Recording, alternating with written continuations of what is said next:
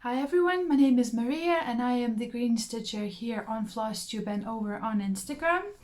And today on May 1st I am starting my first Maynia on this channel. So like I said in my previous videos, I have done this before on the Russian language channel where we've done April's months of starts. I've never done like a full-on 30 and I don't think I will, to be honest with you.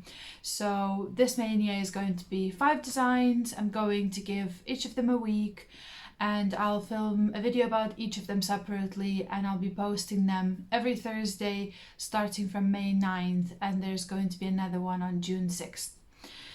So I'm filming this just ahead of work before I start, and I'm really excited to present today's start. So this is probably the design that started the whole Maynia in general, and this is Ciri by Make It Pink. And she designs these ladies based on the art from Hannah Alexander, who makes them in Art Nouveau style. And they have a certain stylization. Obviously they don't look exactly as the characters from the animation or the books or the games, depending on where the characters are from. So I'll link to Make It Pink website below in the comments, so you can go and have a look and check out her designs. They are fantastic. They are gorgeous, mostly ladies. I think there's Link obviously, and there's maybe a couple more male characters, but as far as I know, Hannah Alexander mostly does art with female characters. So Ciri, whose full name is Cyrilla Fiona Ellen Rhiannon, is a character from the Witcher universe, and I have been a fan of the universe for over 15 years at this point. When I was a teenager, one of my friends introduced me to the books, so I've read those a few times. I've then played all of the Witcher games and I'm currently replaying part 3 again. And I've also seen some of the show, I think season 1 and 2. But yeah, so Ciri is one of my favorite characters from the universe. If Hannah Alexander ever decided to do an art for Geralt and then Make It Pink would chart Geralt, I would definitely stitch him for sure. For now she only has Ciri, Yennefer and Triss. And they are big ladies in terms of number of stitches and colors and the amount of work that they involve. So I have seen a couple other people stitch Make It Pink designs. I will link to the 2 that I know of below. So Jamie, I think she's Crafting Gaming Jamie if I'm not mistaken, is stitching Kida from Atlantis, and then Lara from Lara Stitch Power on her Russian language channel is stitching Link, and I think she also has Zelda, and I think she might be kitting her up at some point. So I saw them, as whips. I saw how beautiful they are, how sparkly, because they do use a lot of Kreinik and beads sometimes.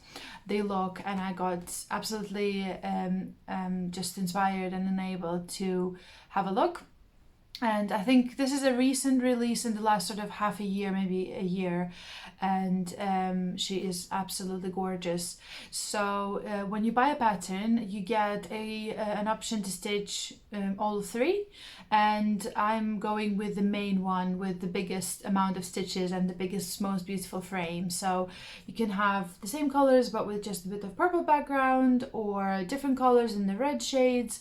And then this one, I think she looks almost identical to her character in the game, and I just love the way she turned out on this design. So she's going to be, like I said, quite a big design. On 32 count, which I chose instead of 18 count Ada, that is recommended, and I know everyone stitches them on different counts and in different colors as well. I went with 32 count Witchet Linen, which is my favorite. I thought if I'm starting such a massive project, so she has 75,000 stitches, and that's quite a lot for me. I'm not super into like massive big designs. That's going to take a while and I want to enjoy the process, so I chose my favorite fabric. Originally I was going to go with this I think it's Sandstone by Witchot. It's it's got a bit of an apricot, like peachy hue to it, so it's not fully you know, like yellowish. I wanted something parchmenty, and I didn't want to splurge on a hand-dyed fabric, and also I don't really know a dyer who uses witch out as the base. So what I've done is I have hand-dyed my own piece last minute, and here's what I have. So this was meant to be well, I was planning to stitch it on, and then I ended up stitching it on this. Well, I will start stitching her, as you see. So as you can see, I have already prepped everything. Like I said in the video with the April update, I spent quite a lot of time in April prepping all of my starts. That's just what works for me. I like everything to be prepared in advance, and then starting these takes so much less time on the day, and I enjoy doing that quite a lot as well, like the anticipation and putting all the things together and sewing bags, like I said, and putting the organizers for the threads together and dyeing and searching fabric. So I'll show you as well what I've done for the prep if you're curious. So and for the dyeing of the fabric. So this is, like I said, 32 count witch hilt. That was sandstone, and I used liquid Rit dye in color taupe. And I've dyed it a couple of times just to do different sort of levels of mottling.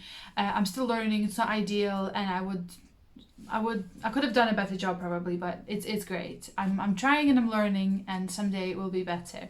So I use liquid red dye, salt, dish soap and hot water to dye my fabric, and when I run it under cold water it comes out clean without any fabric dye bleeding. So I think it's color fast, but we'll see again when I wash it when I'm done. So one other reason I wash my fabric is just if I'm doing backstitch as I go, which is what I normally do, or beading as I go, or any coaching or any other sort of stitches that could be damaged by fabric shrinkage.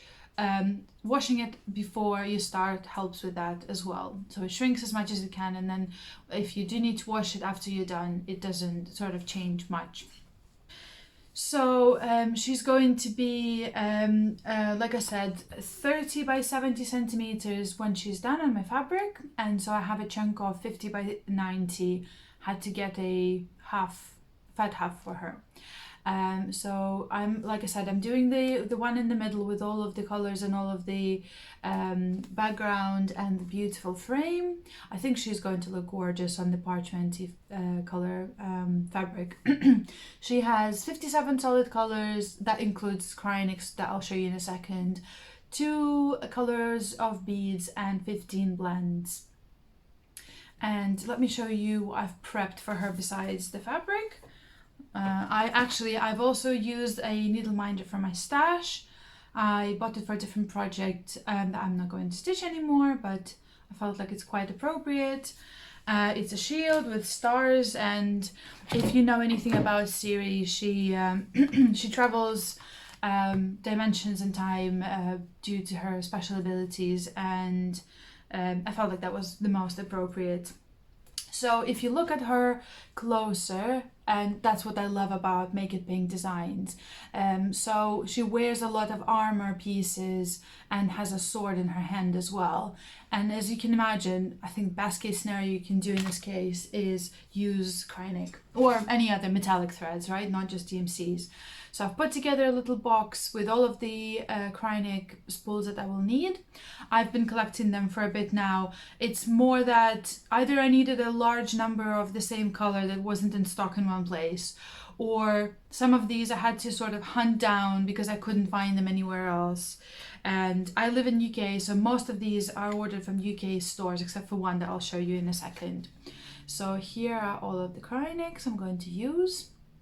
And I have got a Cross Stitch Saga app on my phone that I use to stitch my designs, and Ashley, the designer behind Make It Pink brand, can share the XSD or Saga file with you on request once you've purchased the PDF. So that's what I've done. And then before sort of buying the materials for her, because so the DMCs for this design I'm just taking from my master set. I'm not prepping anything in advance. But the Cryonics, I wanted to have them all ready, just so I have them on hand if any colors go out of production or anything else happens, so I can stitch at my own pace as well. You'll see some of them are sort of the older, thinner spools, and some are newer. So most of these are number 4 in different shades of sort of silver and metal and bronze. And so the design calls for 2 strands of size 4 to do the crosses. I have spoken to a couple of people who have stitched these and have used metallic threads like this on other designs. I have tried it myself as well, and I have like a little piece of witch hot fabric where I've stitched, you know, like a 3x10 little piece with 1 strand and 2 strands, and I've decided to go with 1 strand of number 4 Cryonic. This is actually number 8, so I'm showing you the wrong one. This is number 4. Yes, it is. So I'm going to use 1 strand, and I have adjusted that on the pattern in Saga, so it gives me the right amount of thread needed, and this is the amount I have is based on that, with I think about 50% like backup amount. So these are all just your regular standard Cryonic line threads. The only one that was a bit harder to find is, so there is a C series, that means cord, which exists in I believe a few different options of thickness, and I needed a C number 4, so this one took a bit longer to find. All of the threads, like I said, I bought from UK, except for the one that I had to buy from US, and it was a whole long story of how I got it. So it's a Threadworks, which is an over-dyed Cryonic number 4, and it is variegated metallic, and it's gorgeous, and I absolutely love it, and I'm so happy that I ended up, you know, getting it and trying all the ways to get it. So I couldn't find it anywhere in UK. The only place I found it in US wasn't shipping to UK. So I got it through the family of my friend who lives in Belarus, and her family member was then visiting someone else in Poland and handed it to her mom, who brought it to her in Belarus, and then my friend sent it to me from Belarus to UK with some other goodies that I had purchased and in Belarus, and they were set at my friend's. So this one made a whole journey to get to me, but it's beautiful, and so I'm really excited to get, it's going to take a while for me to get to it, but the handle of her sword is going to be stitched using this color. So here is Ciri. I am super excited about starting her today. I'm going to start from the bottom middle probably, and maybe move on to the left bottom corner, which is where I like just to stitch from normally. I've serged the fabric, just the zigzag on my sewing machine, put it like you saw on the scroll frame. So once I'm done with work today, at least I have this to look forward to, so I'm going to start her tonight. And yeah, like I said, she's one of my favorite characters. She's just such a beautiful lady as well, and yeah, I love the Witcher universe. Like I said, such great stories, such wonderful characters, very sort of true to life. Nobody is, you know, black and white. Everyone is very fleshed out and has their own flaws and their own and their own things they're amazing at. So absolutely love the design and love the series. I'm starting her today on May 1st because the character Ciri was born on the night of Beltane, which is a holiday celebrated from the 30th of April on the night from the 30th of April to May 1st. and the whole universe and this night as well is sort of filled with the theme of fate and the theme of people's lives being intertwined and how they end up together and they meet at a certain place at a certain time. And yeah, if you haven't heard of the Witcher books or universe, I highly recommend giving it a go if a sort of medieval fantasy style is something that you like. I also really love the monsters in the universe as well. So I think one of the reasons I love the books as well so much is they're written by a Polish author, and I am from Belarus, which is in Eastern Europe, and we actually are neighbors of Poland geographically. I think a lot of the concepts and stories and folklore and sort of mystical elements and monsters that he describes is something that's very close to my heart and something that I grew up reading about, and like I said, in fairy tales and folklore. So that's definitely something that I'm always drawn to. And you will see in one of the upcoming starts as well, there's going to be something sort of connected to this. So I think I'm going to stop waffling about.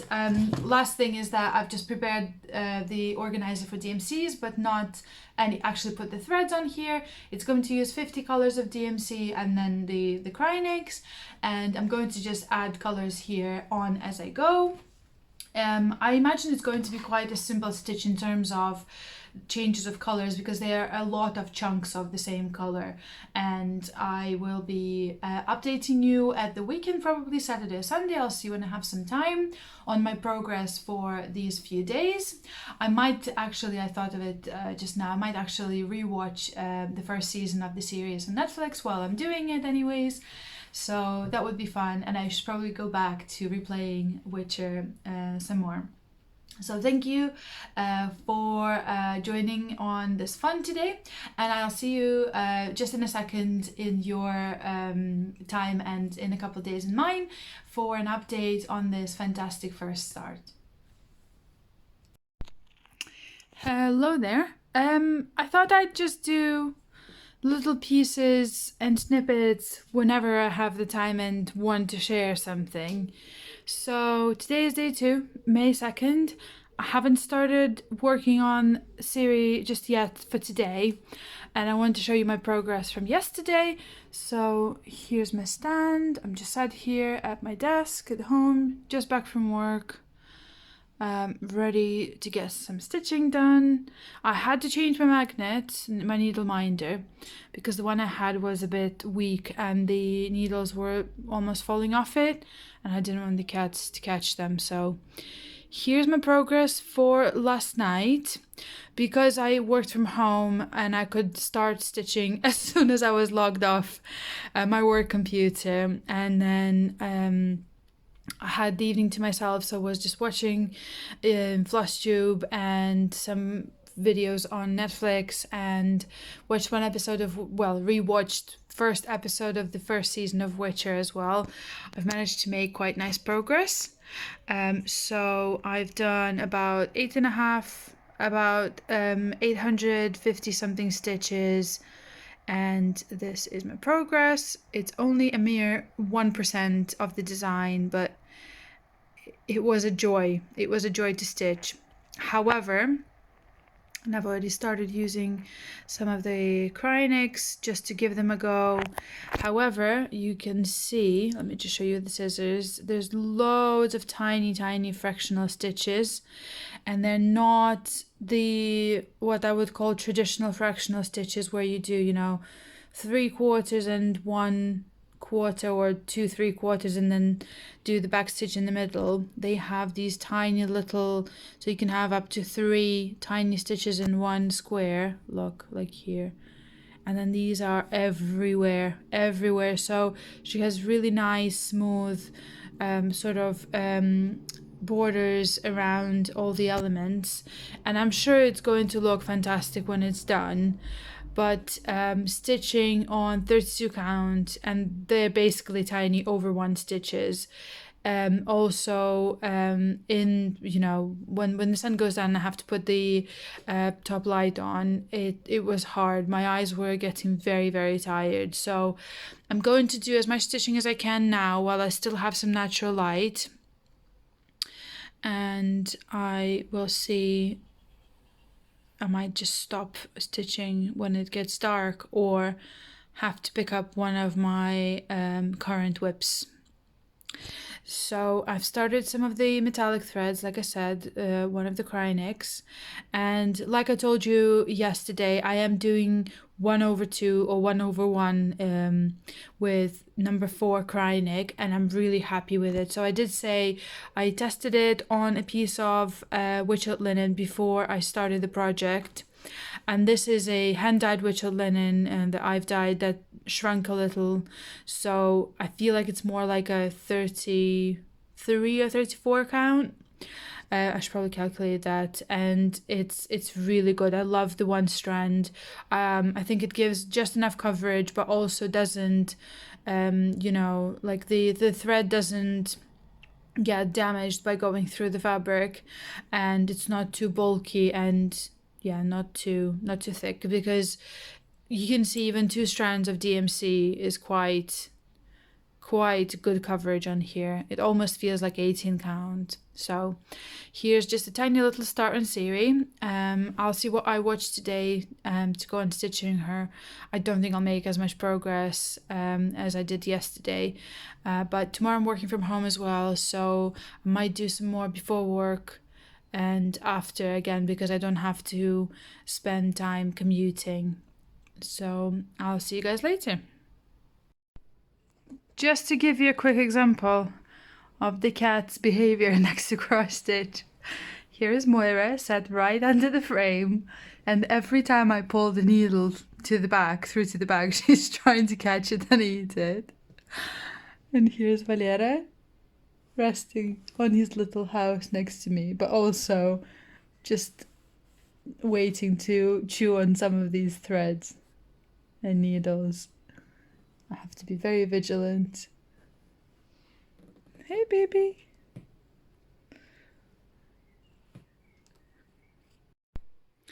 Good morning. Today is Monday, May the 6th, and it's a bank holiday in UK, so besides a few things around the house, I'll be stitching my heart away. I wanted to share my progress over the weekend on Ciri. And there's Moira as well saying hi. So I've done quite a lot on her, to be honest with you. I'm quite surprised how far along I've gotten. You might see that I've reached sort of both ends of the skirt thing in the back. Moira is saying hi. Hey, so like I said, I've gotten quite far with her, and I want to share my progress. I think I've shown you that I've swapped the needle minder last time, because the one I picked before wasn't strong enough and the needles were falling off.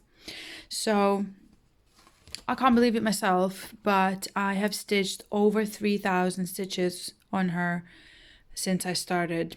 So probably around 1,200, maybe more. No, probably 2,200 since I saw you last. I think I only showed you my progress on Thursday night, Friday maybe. So I had a wonderful stitchy Skype session with my friend from Belarus on Friday night. I stitched quite a lot then, and then Saturday was busy with renovations and going out for dinner, and I didn't do as much. But yesterday and Sunday I had more time. You can't be allowed on Sundays in UK in terms of renovations, like drilling and sanding and stuff, so I took most of the day to do some hobbies and some rest and some stitching. So let me just do a bit of a closer up, and I'll talk you through what I've changed here as well. So I've reached the bottom left corner of the frame and started working on her.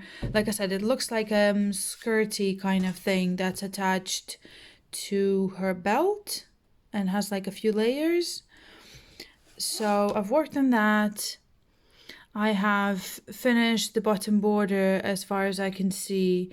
There's only a tiny piece left here in the roses that I haven't got to just yet. And then I've started backstitching as well where I can with one strand. And I've been working with Cryonic as well, one of the first colors, well, just one for now, and that is the metallic details on her shoe. And I'm just absolutely loving working on her.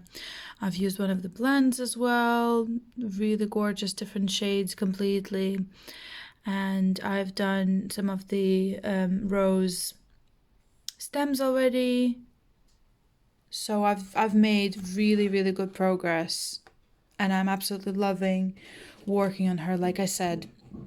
So what I wanted to show you today as well is how I've changed the way I do the fractional stitches. So if you haven't ever seen Make It Pink designs up close or have never stitched them yourself, you will probably not know that they have a lot of fractional stitches. And when I say fractional, I don't mean just 1/4 and 3/4 stitches. I mean, let me show you.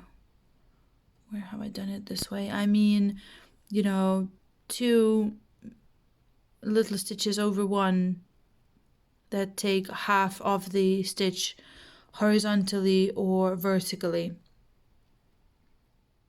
So probably to make it a bit easier, I'll draw a quick little chart on piece of paper and I'll show you what I've done with this now.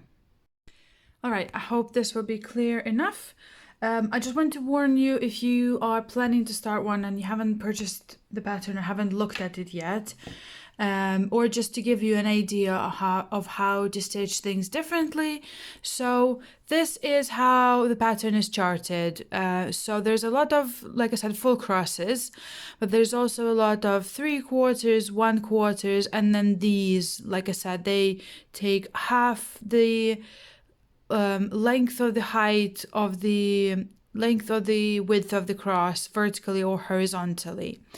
And so this is how the pattern looks on Cross Stitch Saga, which is the app that I use for cross stitching, and it shows them as tiny half stitches. So over 1/2 stitches, right? This one as well, it shows like 3 individual half stitches. So that is how I started stitching it. Let me just show you what it looks like. Say here. Yeah, you can see that's what I've been doing. This is the 3/4 stitch as 3 individual stitches. These are those halves as individual ones as well. Here as well. A lot of it will be covered by back stitch. So yeah, but what I wanted to show you is what I've done with it instead. So I've started doing it like this, and my brain just cannot comprehend this and work with this. I was really struggling. The fact that these tiny stitches go into different directions was really bugging me. Then the fact that these 3/4 stitches don't lay nice and flat because they're individual ones. And then, yeah, if you have a lot of them together, it just looks messy. It just looks a bit, yeah, like I said, like a mess. So what I've done instead is, and if you have stitched heritage craft designs that are designed with the artwork by John Clayton, you will probably guess straight away what I'm getting at. So I forgot one stitch here, didn't I? 1 second. This is the one. Right. So what I've done with this is I have turned the individual tiny halves into full cross stitches that cover, like I said, only half of the cross horizontally or vertically. So Heritage Crafts, especially, I'm not sure about all of the designers, but the designs that are like I said, based on John Clayton's watercolors, use these stitches a lot. We call them narrow stitches in Russian. I'm not sure what they're called in English properly. They're not really fractional because you can actually make a full cross. So what I've done is, instead of doing two individual little pieces that look into different direction and don't cover the whole half of the cross, right? Because you'll have tiny little spaces here left, because it's a half cross, right? I am using full crosses and doing them over one strand vertically in this case and over two horizontally, and the other way around here. So if there is two individual ones on the pattern, I do it like this. Same on the sides. If there's two individual ones that are taking half, I'll do it like this. If there's 3/4 stitch, I like to do it the following way. I do half stitch first on the full length of the cross, and then I do this over one into the center that tucks the half cross under itself. Hope that makes sense. And then these over one petite stitches that go into the center, I haven't changed anything with them because I don't know if you can. So what I've decided to do is, and the pattern is quite clear on where you are using one quarter stitch for one color and 1 3/4 stitch for another. I am just following the directions in this case. So I'm doing 3/4, and then this cross will most likely have another little quarter in there. These will most likely have another row of the same type of stitch in a different color. And so let me show you what that looks like. I have done a few using this method. So this is the narrow cross stitch, and this is my version of 3/4 stitch.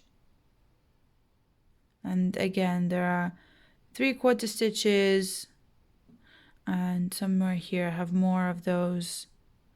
Yeah, more of these narrow ones. And I feel like this way it just looks so much neater and so much less messy. And also, because you're using a cross instead of two little half crosses, you can give it direction, right? So it can be facing the same direction as the top leg of your regular cross. And then again, because of that, I feel like it looks more uniform. And that's how a vertical narrow stitch looks like. So that's what I've done for myself. Again, that's just how it makes it easier for my brain to comprehend this. I have stitched quite a few of Heritage Crafts patterns that are based on John Clayton designs, and so I am familiar and very used to these stitches. And so again, another example here, I've started doing the stem with the stitches that are shown on the design. Again, looks very messy, doesn't it? And then I've followed up yesterday on this using my method with, you see, half narrow stitches this way, 3/4. Yeah. So I'm really glad I've done that. I haven't frogged anything that is done differently. I don't think in the grand scheme of things that will be very noticeable. There's also back stitch covering a lot of these, so it's just making it easier for me to stitch it. Another thing I wanted to talk to you about today is I have not kitted up any of the DMCs for this, including like DMCs for backstitch. So I have a master set and I'm just using threads off there, and when I'm close to running out of a color I'll go and get some more. But what I haven't done is I haven't gotten myself any pearl threads. So the design originally doesn't use any. Let me show you on the preview probably. The design originally doesn't use any pearl threads. However, I do not like the way 2-strand or 3-strand backstitch looks. It looks, it separates, it just is really like stop and start like, and I don't like the way it looks. So quite a lot of the design uses 3-strand backstitch. So it's either 1 or 3. There's no in the middle. So all of the flowers are outlined with 3 strands of green, and then these outer elements are outlined with 3 strands of 3371, and then there's also this dark sort of coppery, this dark coppery red that outlines the the frame, and I think there's another one somewhere in her clothing. And so what I normally do in these cases, I replace 2-strand backstitch with DMC pearl size 12 and 3-strand backstitch with DMC pearl size 8. And in this case, I found that I'm really struggling to do that because all of the colors that I need to replace this backstitch with are like proper colors. They're not black and white and gray. Let me just show you on here. So these are the 4 colors that are going to use 3-strand backstitch. So like I said, this is 3777, 3362, 3371, and 815. And so if I wanted to follow the same thickness of the thread, right, like I said, use pearl size 8, I can get, I believe, only one color in that because the rest I don't think exists. So if you know anything about the pearls by DMC, they are very limited in colors. 12 size, even more so than 8. And so I thought, and another thing is, I have some 12 and 8 size pearls in my stash of other colors. So say this particular one I bought for sashiko embroidery, and it doesn't, I didn't match it to any DMCs. So what the pattern supposes you will do is you will do this backstitch here at the end of the frame, you know, and this is the thickness they are suggesting you use in a different color, obviously. And so if you look a bit closer, so that is 1 strand, and this is supposed to be 3, and I'm not quite sure if I like how, you know, the size 8 looks, if it's not too thick. And also there will be size 8 here in the roses, say outlining the roses. I do get that's a style like that. However, I'm not sure what I'm going to do about that yet. So I've been agonizing over it for a couple of days now. I am going back and forth between size 8 pearl and size 12. Both are challenging in the sense that DMC don't make the particular shades that I need in either of those. I guess only dark red. And so I need to either find, I don't know, 12 weight sulky to replace if I'm going with 12, or try and match to the colors of Anchor in Pearl 8. And I do have a color chart for Anchor, and I did match them, and they actually have perfect matches in Anchor, all of these colors.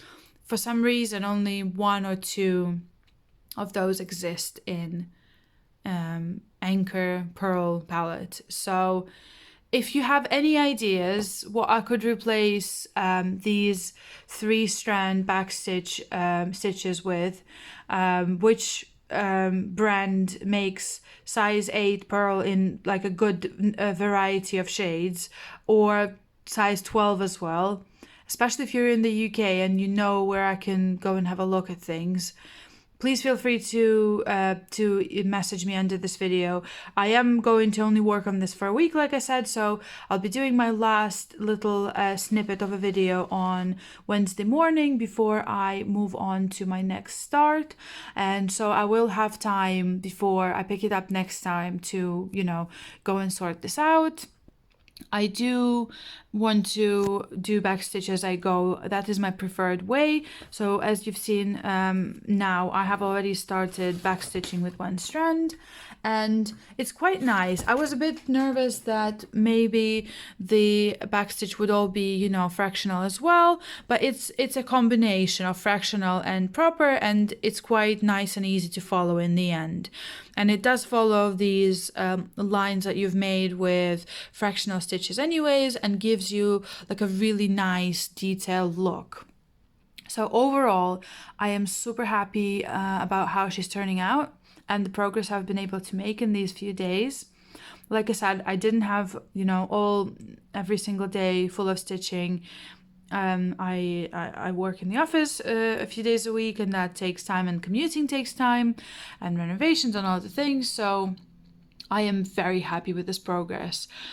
So I think today and tomorrow. Tomorrow I'm back in the office, so I probably won't have much stitching done until any sort of things at home are done, and I'm sat down and relaxing for maybe an hour or two. And then today, like I said, I am off on bank holiday, so I'll probably go for a walk, but also want to work on her some more. So here's Ciri. I'm super excited and can't wait to make more progress on her. Hi guys, today is my last night in May working on Ciri from Pink Make It Pink.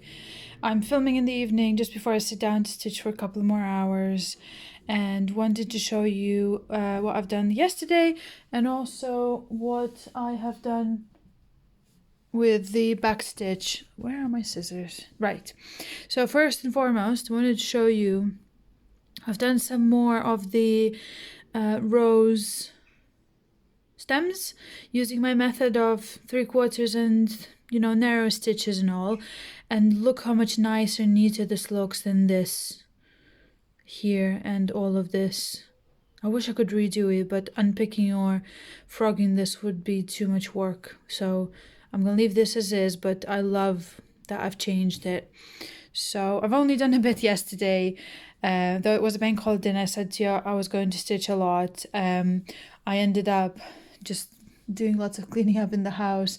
You know how sometimes you'll go downstairs to make a coffee or something, need to bin like a thing or two out of the fridge, and then next thing you know, 2 hours later you've defrosted the fridge, reorganized the cupboards, and put away your winter clothing and boots and stuff. So that's what happened to me yesterday, and then I just had no energy for anything else, so very little stitching, a couple hundred maybe at best.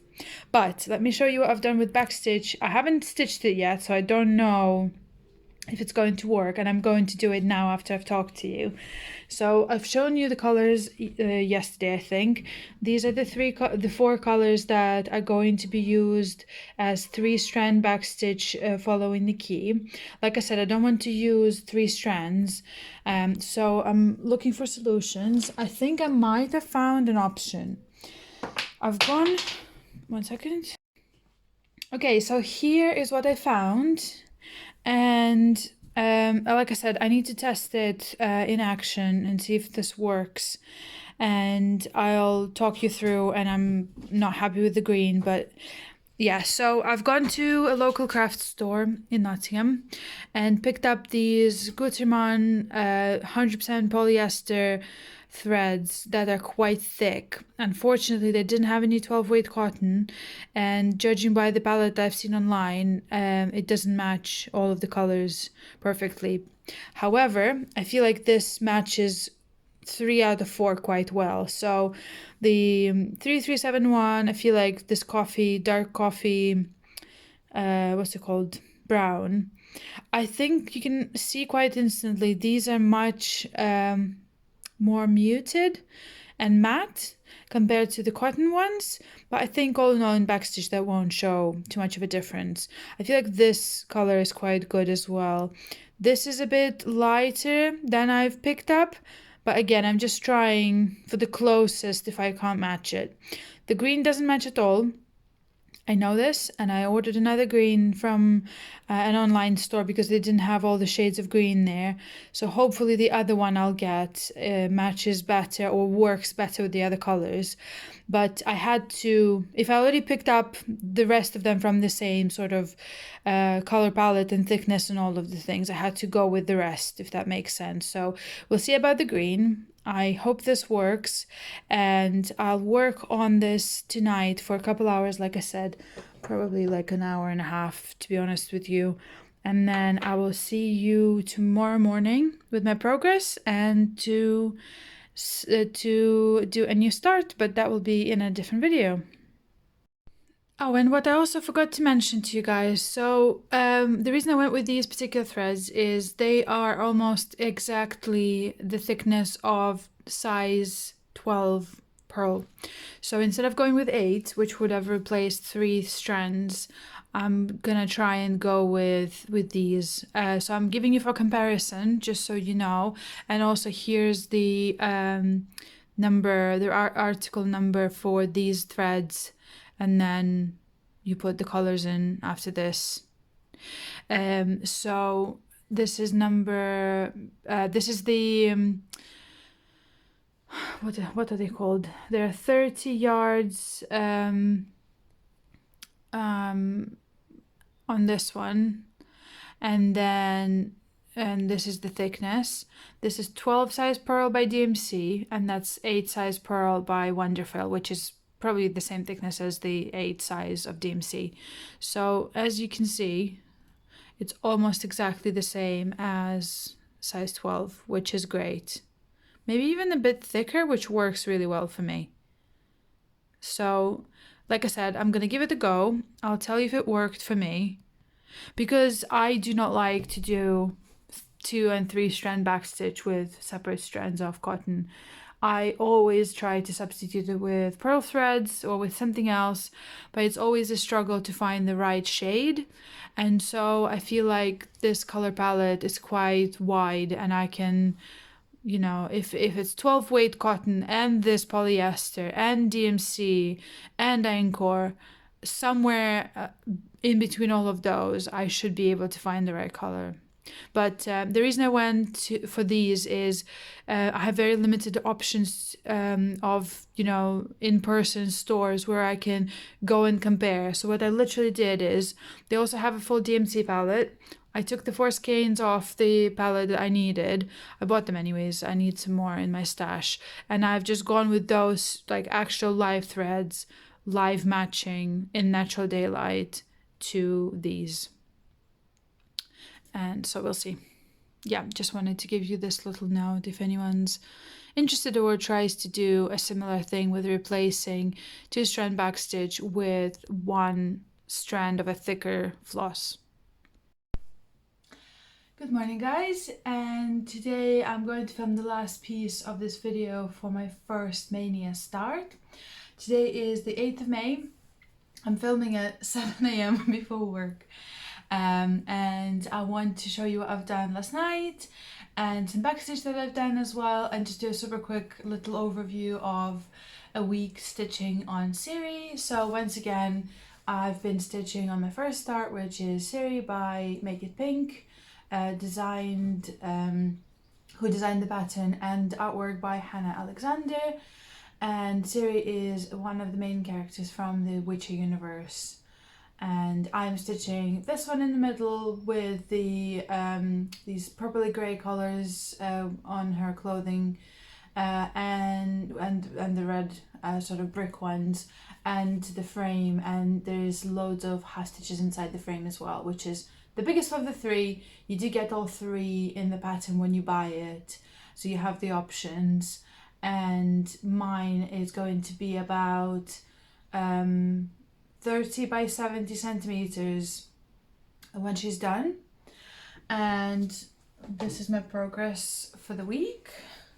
You have seen most of it last night, so here's what I've done in a week. And I could not be happier on how much I've managed to stitch on her last week. So I've started in the middle at the bottom here, and then went to both directions to find the corners, the bottom ones, and I did. And then started using, just alternating sort of 1 thread of the dress, 1 thread of the half stitches in the background, 1 thread of the rose stems, some metallic. So I have already tried the Krynics. I have already tried backstitch like I showed you. I hope you can see now. So again, I'll just talk you through quick all the changes and things I've done here. So I'll probably insert a clip of the close-up now while you're looking at her, and I'm talking you through the details. So she is being stitched on 32 count Witcher linen. That was sandstone originally, and I over-dyed it with taupe liquid red dye, and it's now, I just counted it, it's more like 34 count now, which shouldn't be a problem. I find this very nice and easy to stitch on it, and I have some beads, some Mill Hill beads, which are the size 15, no, size 15 is petite, the size 11 regular size beads, which are just spread out in her hair in like a wreath around her hair, which is fine. And I'm stitching her with Cold 4 DMCs 2/2, where it's a full cross, or 2/1, where it's a narrow cross like I showed you the other day, or a petite half stitch, or 3/4 stitches at 2/, I don't even know how much, half of the cross basically. And I'm also using the Gutermann thread that I showed you yesterday. So I've just had a look at them online because I had to order another green shade. They are called Top Stitch Gutermann. They are 100% polyester. I did manage to stitch with them last night, like you can see on here with the back stitch, and I am so happy with the result that I'm getting. I could not be happier. They are readily available in my local craft store. I can just go over, match them to the DMCs that I need to match them to, you know, in the natural daylight with my own eyes, not on the internet. The only one, like I said, I'm not 100% happy with is the green. So I have ordered a couple more options to come from an online store, and I'll update you on those when I stitch on her again. The rest of the colors I feel like match really well. So I think that's all the changes I've made. There will be some, like I said, Mill Hill beads which are at the top, and I won't get to them until probably next year or the year after that, to be honest with you. And like I said, I made really great progress on her. So when I started my Maynia, I said I would love to have 2,000 stitches done on each of the starts, and that's not a goal, but it would be nice to.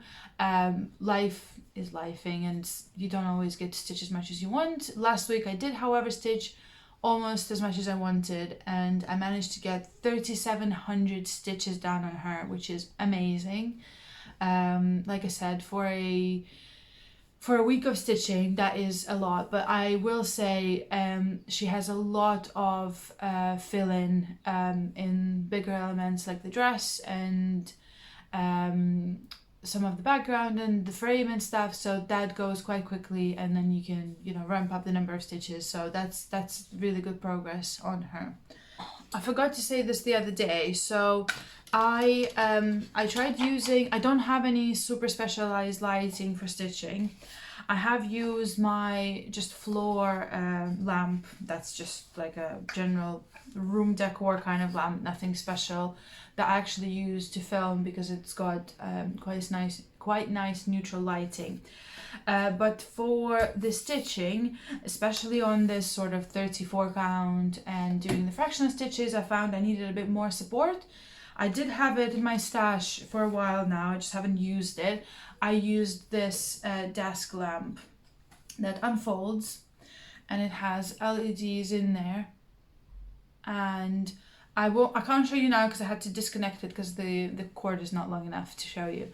But it's got you know, your regular, these are all touch buttons, so the on and off. This one changes the setting of the warmth of light, so you have your cold, natural, neutral, and warm light, and then you get to adjust the brightness as well.